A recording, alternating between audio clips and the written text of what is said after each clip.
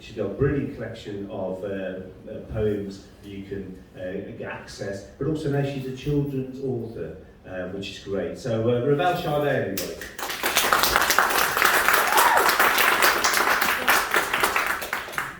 Hi everyone, I hope I can live up to the introductions.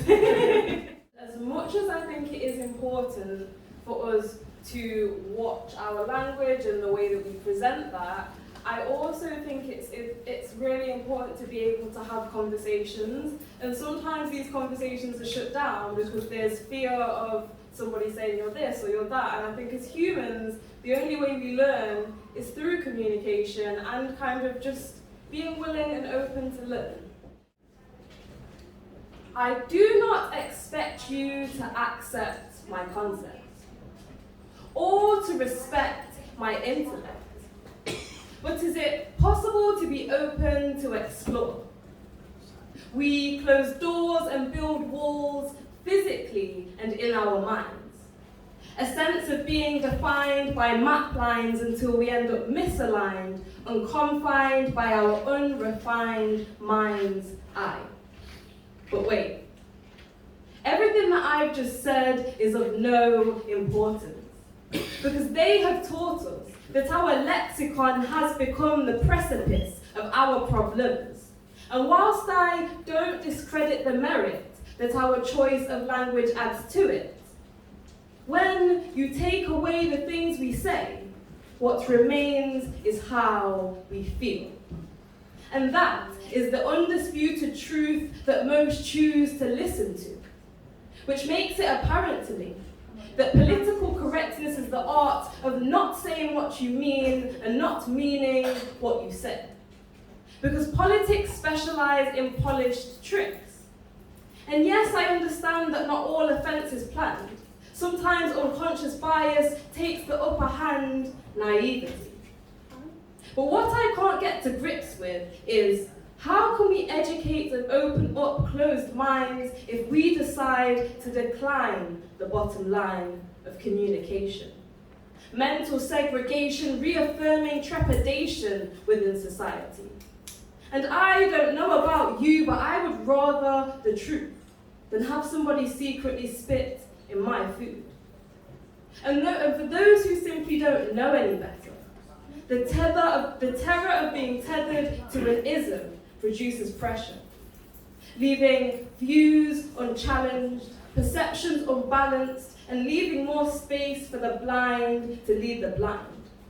But by being open to a new narrative, we can organically find insight into others' lives. Because conversation brings understanding, and understanding brings growth. So an open dialogue can lead to new seeds being sown. But if upon blooming, blue petals were present upon a red rose, would you start painting those petals or inspect the environment in which it grows? Thank you.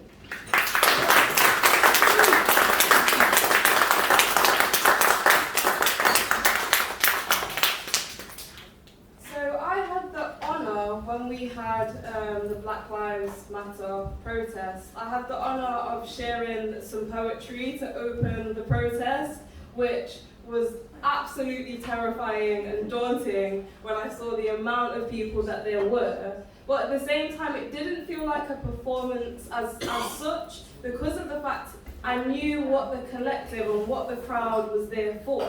And when I looked out, I just remember seeing so much love and passion and kind of want and need for a change to happen. And it just inspired me. It kind of made me feel at home. And so I went home and then wrote a poem which I called Peaceful Protest. We gather in our thousands, spanning all walks of life. A physical representation that this isn't black versus white, because we are united and here to fight the same fight under one banner: Black Lives Matter. pain can be felt in the roars of applause. Much needed hope can be heard in the cheers. A communal sense of release in the face of propagated fear. I lift my young daughter in the air and remind her of why we are here. To protect the rights of your beautiful skin. To overcome fear of your inherent melanin, for when we stand in strength. We stand in solidarity.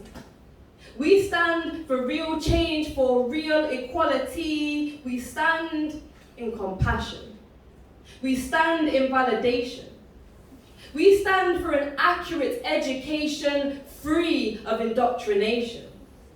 Because we are more than tokens, more than meeting diversity quotas, more than Black History Month, more than thugs with hoods, more than sports personalities, and more than stereotyped actors.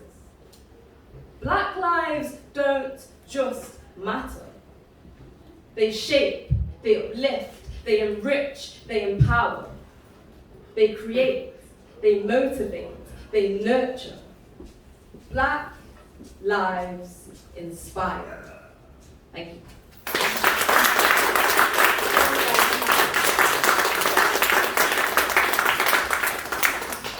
The next one I've got is called As Resistance, and I think the title speaks for itself, so I'm going to get straight into it. As resistance, I wear my hair in plaits, weaving and winding head wraps, and I laugh loudly in an uncivilized manner as resistance. I wear authentic jewelry and tribal prints. I bask in my luminous cocoa buttered skin as resistance. I ask that you pronounce all of my name.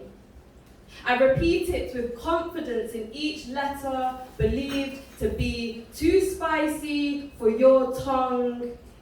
You say that I do this as resistance, due to my life being politicized, when for me, this is my reality, not a performance piece. I am the eternal energy, not the resistance. Thank you.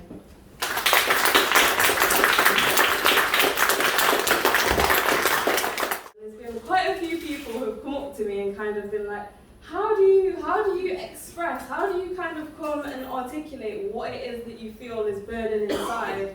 And I feel like there's so many people that have stories, that have something to say, something that they want to share with the world. And I think that so many things, confidence, self-esteem, internalizing external opinions, they can kind of stop us from wanting to speak our truth and speaking the truth of those around them and the society they're in. And so I think it's just really empowering to be able to get that out, regardless of the form it's in, how educated you sound, all of those things. We all have a truth, and it's very important. My words may not conform to your norm. They may not follow a particular form. They may not transform a morning into a beautiful break of dawn, but when I perform, my words are nothing but eloquent. It's evident that I don't need to use prose or haikus to speak my truth. So excuse me. If I don't pronounce my words properly, it's the knots in me. These words are knots in me. And they are waiting to be detangled. It's important that we hold the candle to lead the way to dismantle the system in which we've become entangled, making us examples. Showing how docile we can really be by teaching us that we need degrees to really see that there's a war and we're still in slavery, because you can't think a thought accurately if you don't have the right vocabulary. If you don't have the right vocabulary. They passed laws so some couldn't read. Now we proceed to teach our seeds that it isn't cool to read, which means that it isn't cool to talk. Don't share uneducated thoughts because you may just break down doors that were unknown to you before. You may just be the diamond in the dirt that discovers its worth and starts to polish itself. Thank you.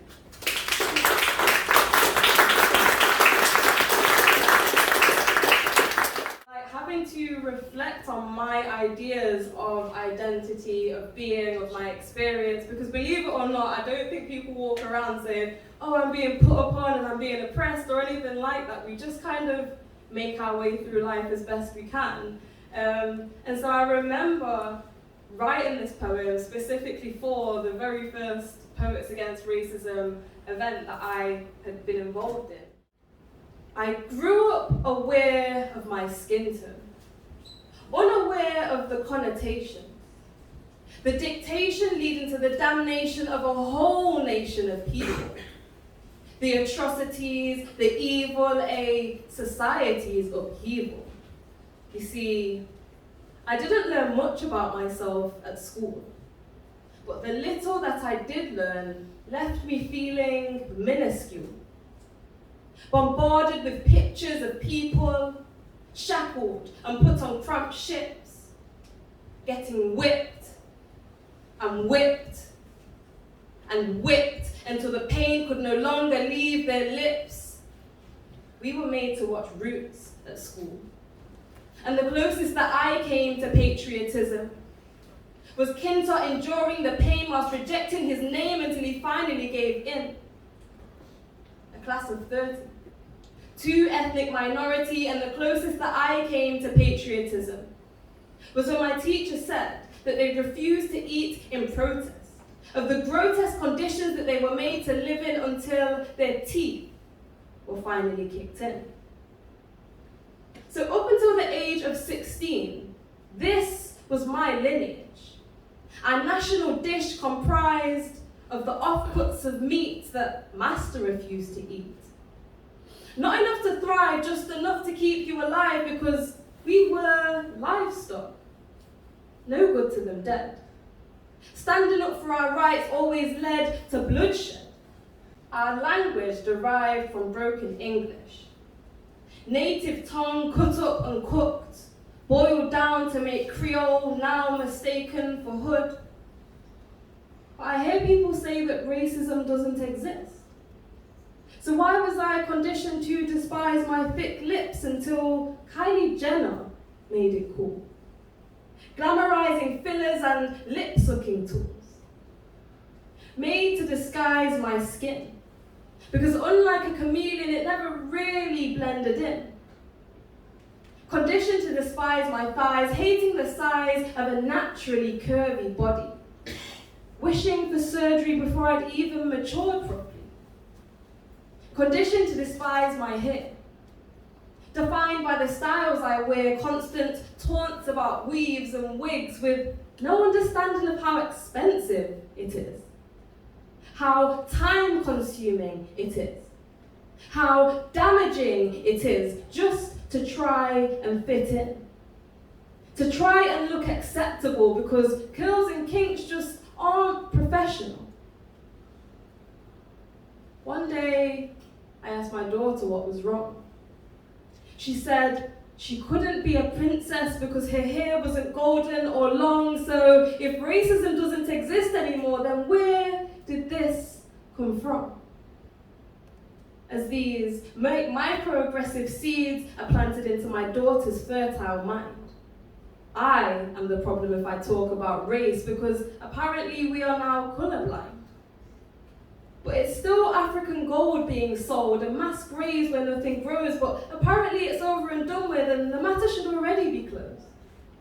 But whilst the lasting effects of this trauma still have not been told, and racist ingrained customs live on like scrubbing knees and elbows, I will continue to reiterate to my daughter that there is infinite beauty in her black rose. My name's Ravel Chardin.